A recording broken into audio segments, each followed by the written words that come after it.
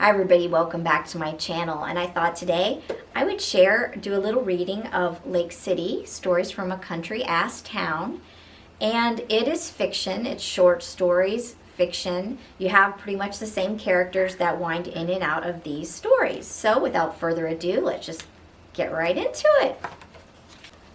I started off with a quote, "We are all ghosts. We all carry inside us people who came before us," and that's a quote by Liam Callanan. Chapter 1, Swatting Flies. Flies are all eyes. They're downright tricky, Elise thought. I used to earn 10 cents a kill for these.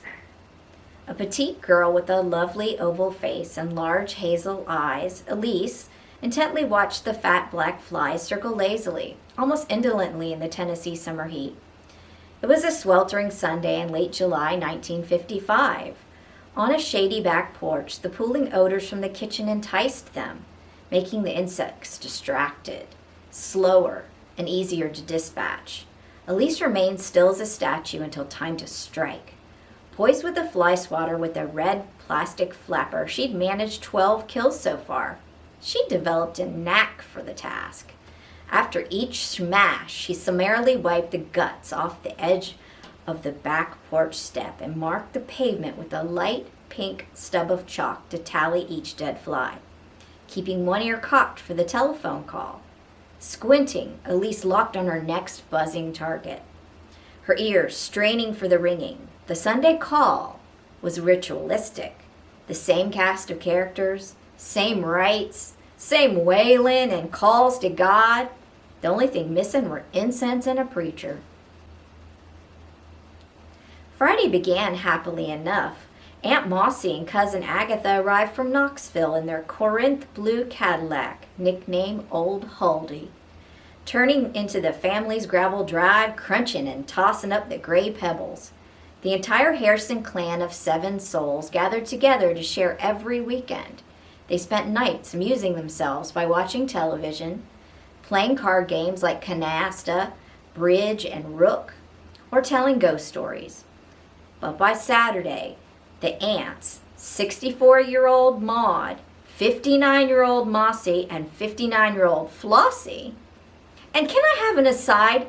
We did have a Mossy and a Flossie in our family, and I got banged by somebody, my first editor, who shall remain nameless.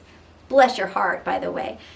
Excuse this aside, but I've got to say it. We really have a Mossy and our Flossie in our lineage, in our DNA lineage. You can go and visit the grave. So guess what? They're real. I wasn't trying to be some country hick, okay? So you know what? Sometimes when you're an editor, and not the one I have now, she's great. Sometimes when you're an editor, you attack the content, not the author. And when someone tells you something is based on truth, maybe you don't want to kind of crack on the family names. You know what I'm saying? Anyway, sorry for that.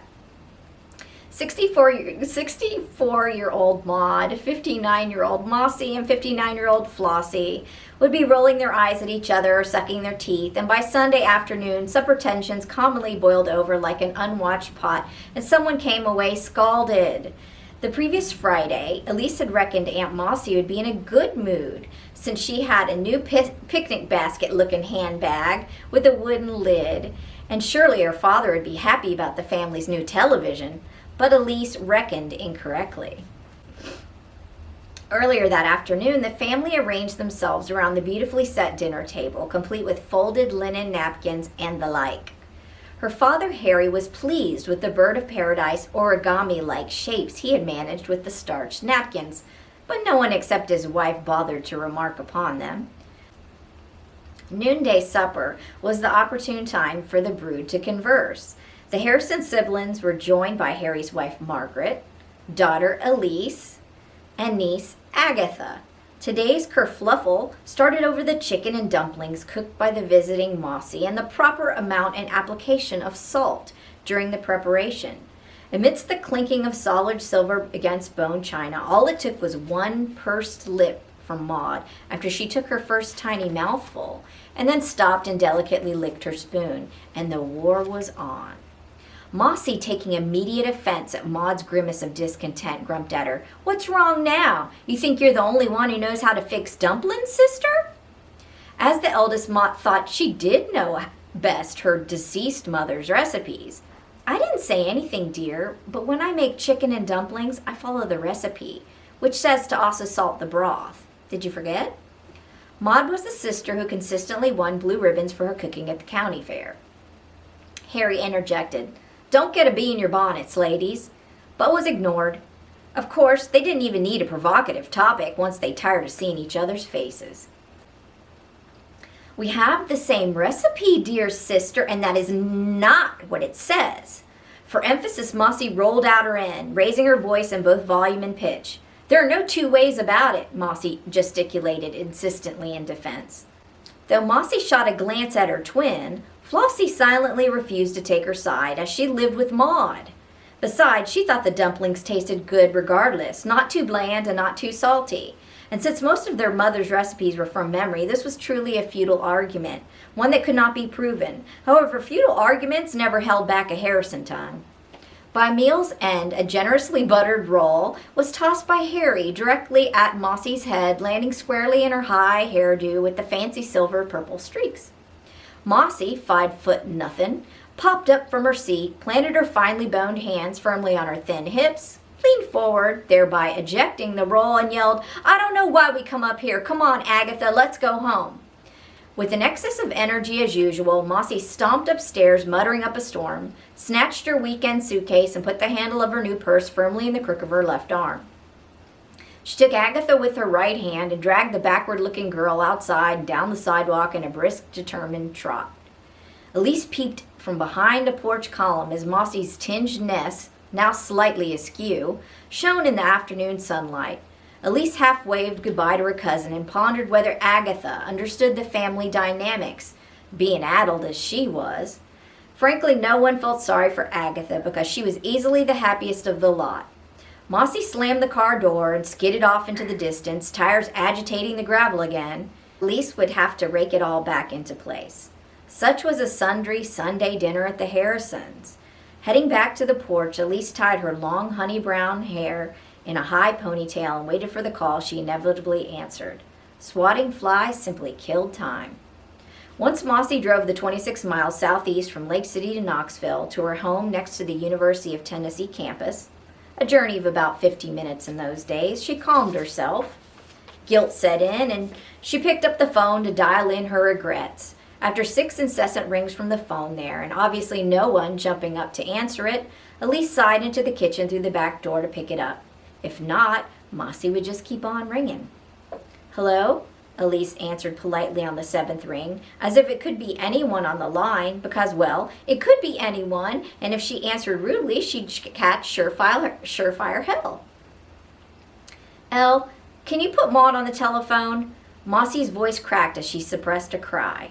In her mind's eye, Elise envisioned Mossy at the boarding house with her embroidered hanky clenched in her fist pressed against her mouth. With another exaggerated sigh loud enough for anyone to hear, Elise set the receiver down on the kitchen counter. After popping her head around the corner and yelling sharply down the echoing hallway, "Aunt Maud, telephone!" she took her cue to leave. Walking out on the back porch, she propped the door ajar with an old brown whiskey jug so she could eavesdrop. Predictably, Mossy and Maud ended up sobbing down the telephone lines to each other, proclaiming their undying love and affection, and not knowing what in the world set them off. After crying in apologies, Maud concluded, "I love you, sister. See you next Friday," and replaced the black handset into its cradle. Both parties were mollified. Peeping inside through the dirty screen door, Elise saw Maud in her vertical striped house dress with the large front pockets generously wiping her face. This is Elise's thoughts to herself. Aunt Mossy didn't ask to speak with Daddy. Guess he's still in the doghouse. Elise's mother, Margaret, busied herself upstairs laying out her outfit for tomorrow's work. Preparing an outfit for work or church tasked her, but it was something she could control. Getting out of the trenches, Harry scooted around Maud and joined Elise outside to smoke his pipe and whittle. He propped himself up against the house for support. Her father had a high forehead, which could be taken for a receding hairline.